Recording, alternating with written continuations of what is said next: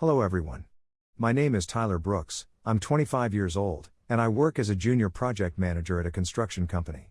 I never really thought I'd write a post on a forum about my private life, but here I am, and I really need some perspective.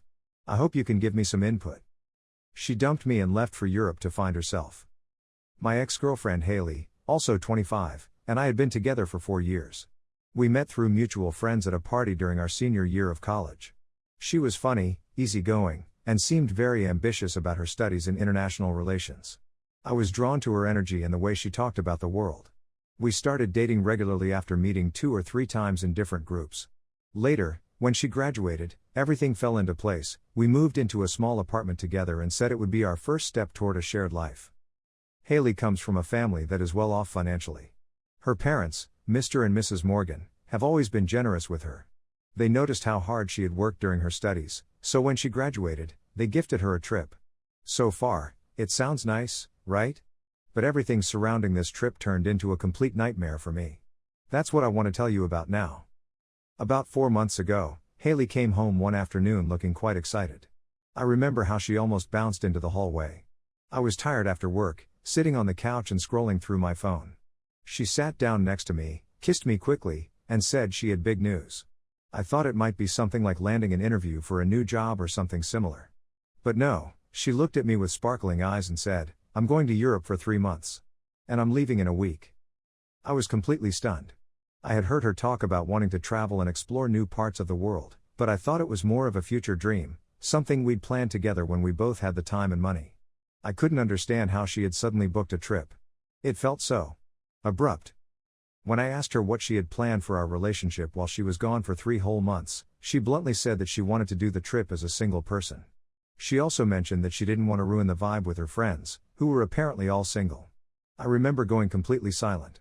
I couldn't understand how she could rationalize cutting me out like that. It was as if our relationship didn't matter. I asked if I could join her since I'd happily take unpaid leave or at least vacation for part of the trip. But she said no, that this was her thing, something she needed to do for herself. We started arguing. I freely admit that I was both hurt and furious. I felt betrayed that she, without even consulting me or giving me a heads up, could be so determined to leave for 3 months with her single friends. When I then asked why she absolutely had to be single, she gave me 5 reasons, none of which felt particularly reasonable to me. She wanted to experience freedom without being tied down. She needed to find herself and test standing on her own. She thought our relationship could grow in the long run if we got some breathing room. She didn't want to ruin the vibe with her friends, who were all single. She claimed that this would be good for both her and me in the long term. I remember thinking it was all just excuses, as if she had already decided to play single and wanted to avoid feeling guilty. She said I was paranoid when I suggested it felt like she wanted to have the freedom to cheat or at least leave the door open to new acquaintances. She insisted that it wasn't about that, but I couldn't trust that she really meant it. The whole situation screamed I want to party without feeling tied down. And since she planned to travel with friends who were all single, it felt even more obvious. The week before Haley left was incredibly tense between us. I was cold and somewhat distant because I felt so steamrolled. She, on the other hand, went around saying she loved me, hugged me, and tried to convince me that everything would be fine. "We're just taking a break," she said. "It's nothing permanent." She really seemed to want to leave me with a sense of security, as if I were supposed to sit at home and wait for her while she was gone. But I couldn't help feeling more and more resentful. I love her, but when she forces something like this without really listening to my objections, how can I even trust her going forward? My sister Monica came by the night before Haley was set to leave. I told her everything. She was firm. "Tyler, you can't let her walk all over you. Has she even thought about how you feel?" At the same time, she tried to be understanding of Haley's dreams. "But maybe she really does need some breathing room, Tyler. I'm not saying it's right of her to decide alone, but you should think about what you want too." It was as if my sister wanted me to decide whether I wanted to fight for the relationship or let it go. I didn't know myself. I was mostly angry, confused, and sad. Carter, my best friend, was even more straightforward than Monica. He said something along the lines of, "Honestly, if I were you, I'd just tell her to leave and not come back. You don't do that to someone you love." He's blunt and maybe a bit too harsh at times, but that's also what I appreciate about him. He doesn't sugarcoat things. He also asked me some tough questions. "Do you want to spend the rest of your life with someone who can say I want to be single while I'm away without any warning? Do you think you'll be able to trust her after this?" I didn't have any answers. The day of her departure, I actually helped drive her luggage to the airport. Despite everything, I didn't want to be an idiot and refuse. No matter how angry I was, I didn't want to be mean. She said she would miss me, that she loved me, and that she promised this was for the best for us. I gave her a dutiful hug. I was ice cold and didn't know what to say. It just felt empty. She flew away, and I walked out of the airport with a knot in my stomach. When I got home to our apartment, I sat down on the couch and stared straight ahead. I thought about all sorts of things. Should I break up with her? Should I wait? Should I believe that she'll be loyal after all? Will she even stay in touch? At the same time, a text came in from her during a layover. I love you, remember that. Everything will be okay. I didn't respond. I was far too upset. The first week, I didn't know what to do with myself. I went to work as usual, but it was hard to focus. I have a demanding job as a junior project manager and need to keep track of many things. It felt like I was trying to forget everything, but I couldn't. Every time I opened Facebook or Instagram, I saw new pictures of Haley and her friends. The first posts were from Ibiza. Girls just want to have fun, it said under a photo of her and two friends in sunglasses, drinks in hand. Everyone was tagged in the post, and Haley had changed her relationship status to single. I froze when I saw that. Without thinking, I went straight to my profile and changed mine to single too. I know it was childish, but I felt like I might as well do the same if she had decided we were on a break. Or is it even a break when she officially declares she's single? Every day, new photos appeared. She smiled happily in the pictures, writing about how she danced all night, hung out with amazing new people, and enjoyed her freedom. I was so angry. It felt like a slap in the face. Maybe I was reading too much into it, but it was impossible not to feel discarded. I never called her. I didn't want to be the one to make the first move. After all, I hadn't even been given the chance to discuss anything properly before she left. After 2 weeks, I realized I couldn't live in limbo. I scheduled a viewing for a new apartment, a small one-bedroom in another part of town. I signed the lease and decided to move. I contacted my landlord and told them I wanted to terminate the shared lease in our names. At the same time, I set up a plan to deregister myself from all our shared bills. I felt betrayed, but at the same time, it was almost liberating to take control of the situation. I didn't want to sit around waiting for someone who had essentially cast me aside. I also removed Haley from all social media. I blocked her number on my phone and even changed my own number, mainly because I couldn't deal with the constant nagging thoughts. Will she call? Maybe she'll text and apologize? I didn't want to hold on to hope. So, I closed the door completely, at least for now. My sister Monica helped me pack up my stuff and move into my new apartment. Carter joined us, and we had a beer in my new, somewhat sterile, one-bedroom. It felt a bit bittersweet, but at the same time, it felt good to start something new. I told both of them, if Haley calls you and asks where I live, don't give out my address. I just want to be left alone. Monica was hesitant but respected my request. Carter thought it was obvious, why would we give her anything? She left you hanging. You don't have to take responsibility for her regrets now. Over the next 3 months, I was determined to move on.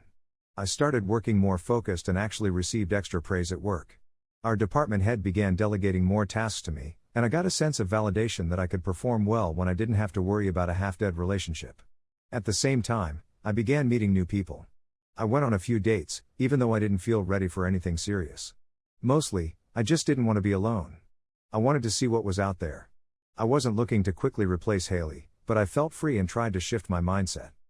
Lauren, a colleague's coworker who works in the same building, became an unexpectedly close friend during this time. We had previously only exchanged greetings and briefly talked about work. But when she heard I was going through a tough time, she started asking how I was doing, giving me tips on how to move on. We had lunch together a few times, and occasionally grabbed coffee in the afternoons. She was straightforward and encouraging. I also got the impression that she genuinely cared and wasn't just being polite. We started chatting outside of work, platonically for the most part, but it was comforting to have someone to talk to who wasn't a family member or an old friend. She was a bit of an outsider, which helped. When the 3 months had passed, Haley returned to the US. At first, I didn't hear anything. Carter called me and asked, "Has Haley reached out yet?" I told him I hadn't received a single message. My sister Monica also asked if Haley had tried to contact me. But for 2 days, it was completely silent. She probably couldn't find me. I tried not to overthink it. I went to work, hung out with people, and lived my life as usual. But on the 3rd day, my sister called and told me Haley had called her. She had asked where I lived and what my new number was. Monica refused to give her any information. Haley had also called my parents and Carter, but with the same result. About 3 weeks later, something happened that I truly didn't expect. I was leaving work one afternoon, having stayed late and feeling pretty tired. I was just stepping onto the sidewalk outside the building when I heard my name being called. I looked up and saw Haley standing there. She looked upset and almost ran up to me. I froze. We hadn't seen each other face to face since she left the country 3 months ago. It was like she was boiling with frustration. She stood in front of me, almost blocking my path, and loudly said, "Why have you ghosted me? How could you cut me off and change your number? Who do you think you are?" I saw people around us stop and stare. I told her I didn't want to talk to her out on the street. I tried to stay calm. But she continued, "You're such a jerk. I thought we were going to talk about this when I got home. Why are you pretending I don't exist?"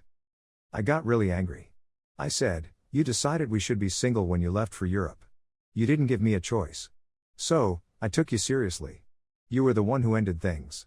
And I decided I didn't want a worn-out girlfriend coming crawling back after she had her fun." I could feel the stares of all the passers-by. Haley blushed but didn't hold back. She started rambling about how it wasn't meant to end everything permanently, just for the trip. I replied that it was her decision to break up. I was clear that it didn't feel right to be shut out and then expected to stand around waiting when she came back. Just then, the door to the building behind me opened, and out came Lauren. She quickly glanced at me and Haley and clearly understood I was in a pressured situation.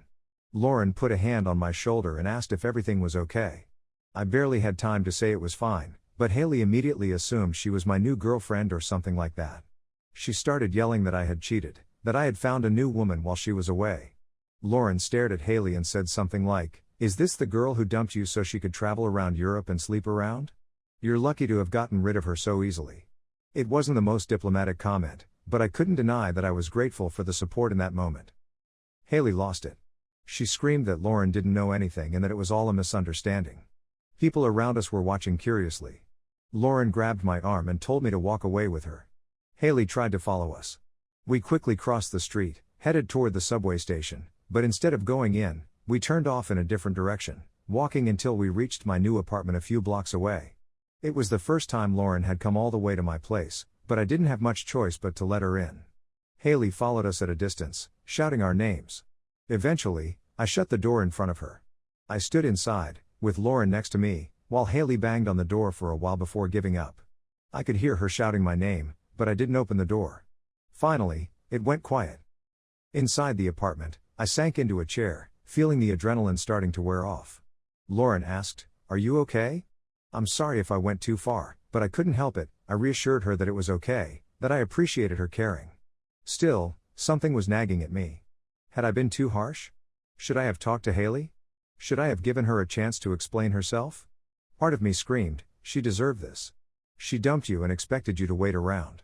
Another part of me thought, "Am I a bad person now, refusing to talk to her?" I turned to Lauren, who was sitting next to me, and admitted that I felt mean. Lauren listened patiently and then gave me a kiss. I was completely stunned. I hadn't expected that at all. "I've been waiting to do that for over a month," she said. At that moment, I realized I'd been so caught up thinking about what Haley was doing that I hadn't noticed the signals from the beautiful woman I'd been spending time with. And I was genuinely attracted to her. We spent the whole night talking. We fell asleep in the early hours of the morning, tangled up together, and when I woke up, I felt like a completely new person. It made dealing with Haley much easier, of course. Lauren and I took things slowly, spending more and more time together over the following days. She was completely different from Haley. She made me feel like a man for the first time in a long time. What a feeling. She's soft, feminine, highly educated, and competent. There are no plans to go back to Haley, but I still wonder. Should I have done what she said, sat at home and waited, or did I do the right thing by ending it? What do you think? If you liked this story, please subscribe and give us a thumbs up. It helps a lot, and you won't miss out on any future stories. Take care and live your best life.